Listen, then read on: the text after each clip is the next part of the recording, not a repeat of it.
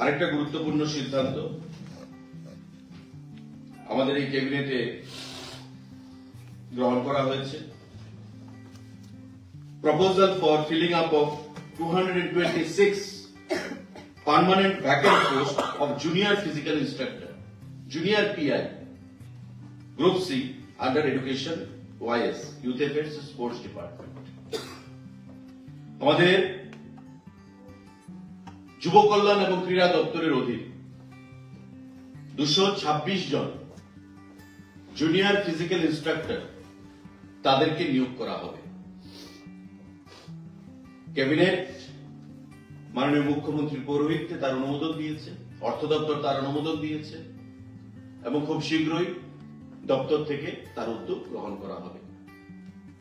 তার যে ক্রাইটেরিয়া সেটা হচ্ছে যারা খেলাধুলা ন্যাশনাল মিট করেছেন, রাজ্যের হয়ে রাজ্য স্তরে মেডেল পেয়েছেন, ন্যাশনাল মিট করেছেন, তারা পার্টিসিপেট করতে পারবে।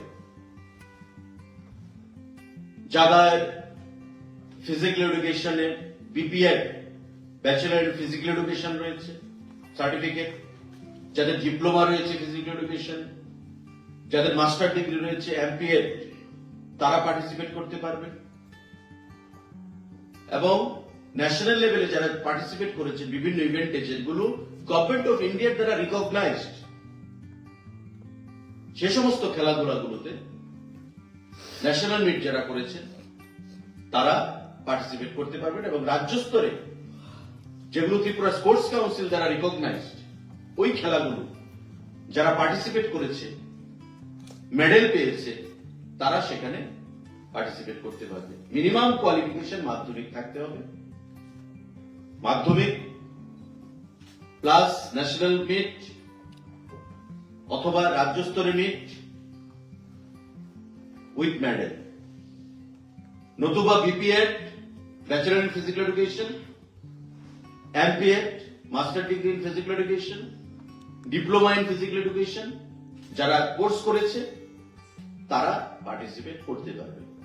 পরীক্ষা হবে, ফিজিক্যাল টেস্ট হবে প্রথম ধাপে, দ্বিতীয় ধাপে 85 নম্বরের পরীক্ষা হবে এবং তৃতীয় ধাপে 15 মার্কসে ভাইভা বসি হবে। এই প্রসিজারের মাধ্যমে 226 জন জুনিয়র ফিজিক্যাল ইন্সট্রাক্টর আগামী দিনে ক্রীড়া এবং যুব কল্যাণ দপ্তরের মাধ্যমে সেখানে নিয়োগপত্র পাবে।